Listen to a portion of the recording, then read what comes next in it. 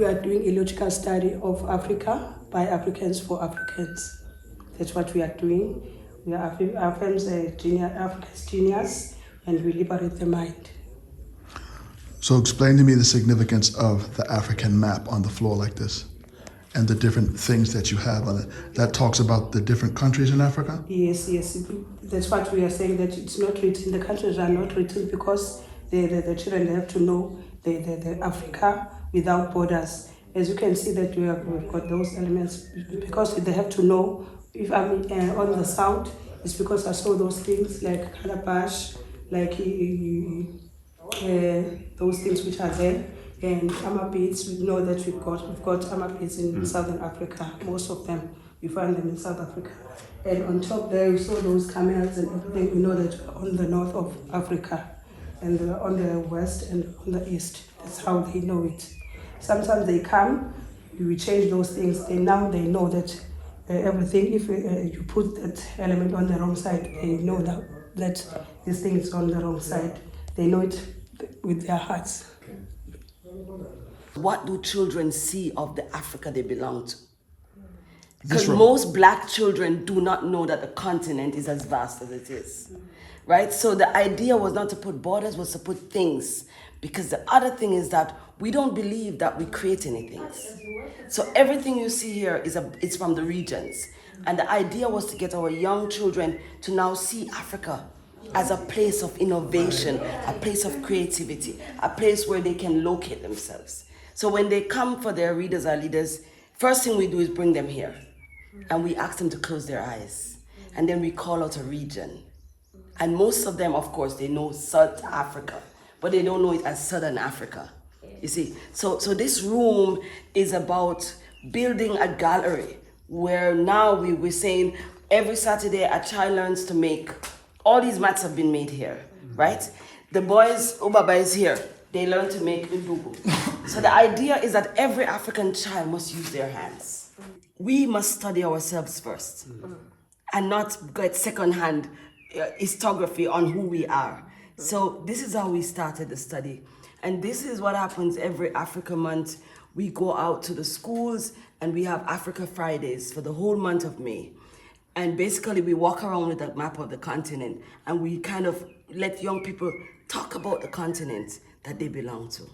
So this is our Know Africa program.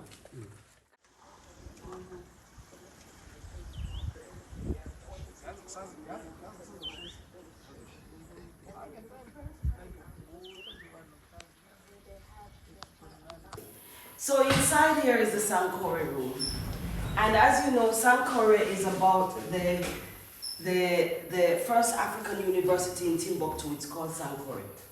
So the children get to make things with their hands. And this was what they did for Heritage Months.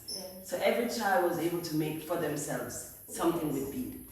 But I draw your attention to Mam Klina Klope when she says, until we see a brighter future in our children's eyes, not much of what we do is of any value. And if every adult who is an African understands that, no matter what you think you're doing, if you're not opening the eyes of a child, we're holding ourselves back. Yeah. So this is what stimulates this room. And every Saturday we have, what's the numbers on for the readers? Saturday, 50 to 60. So in the morning we have readers or leaders. Every child must take a book and read. And if you notice, it's all black authors, right? So it's important that they see this. It's important that they see this. When they go through the pictures, they see themselves. Yeah. That's the whole idea of the Readers Are Leaders program. Our hair defines gravity. Hair defines gravity. It does, right? So that's part of the work, you know.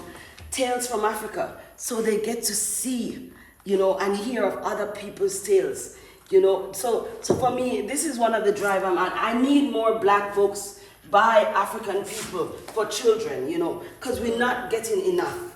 And it's, as you can see here, we don't have enough. In the 11 schools that surround us here, there are no libraries.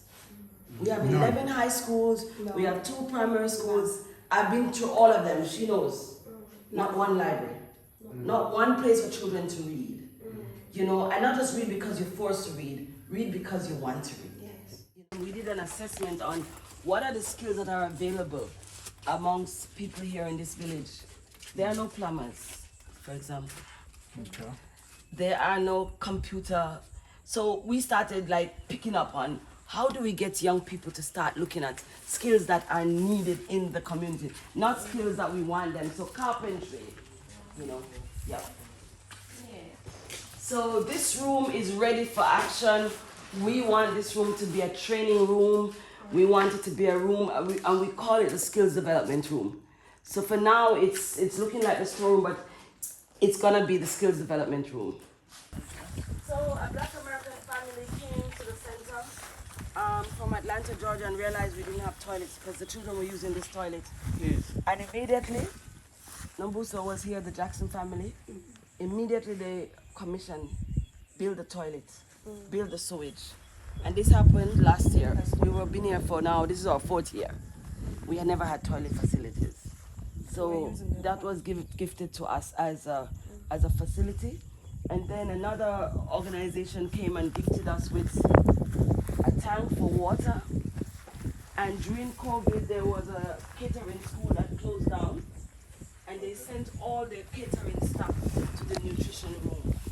So I just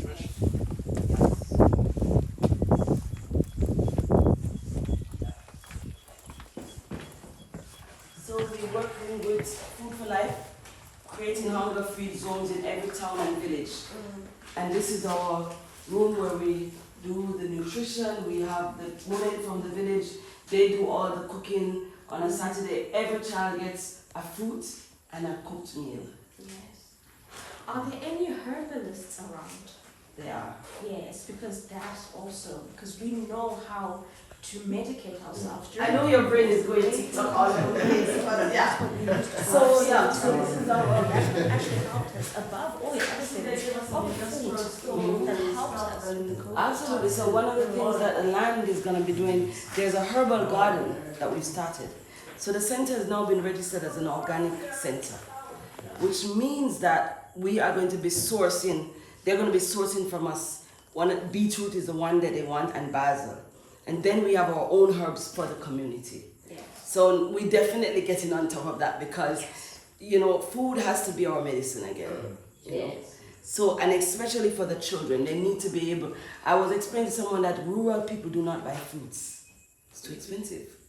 So you buy some chips and stuff, but not fruits. Because who's going to eat all of that fruit? So at this center, you will not see any chippies and chappies, and you can't come in here with it. You're not allowed. When you come here, you get fruit. It's health. What was the name that you called this room again?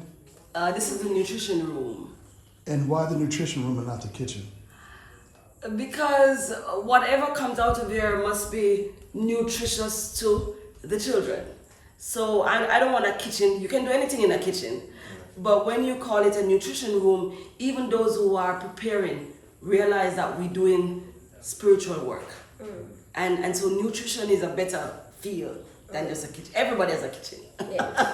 But this center needs a nutrition room. So everything here was donated by that culinary school because they couldn't get students. And so they brought everything you see here was donated to us. All of this land, 3.5 hectares, is given to us by the Nkosi of the area. And Nduna is represented by Mkulu there. Nduna is the headman for this area of Nkwale. So we have all of this. And my plan is that this is going to be accommodation. We're going to build some roundabouts here so that when we have our people come in from all over, they'll be able to stay on the land and just be here. And we don't have any locks around here because in Nduna, the people know that this belongs to the center. You know, this belongs to the Institute of Afrikology. And it's only 3 years. This is our 4th year.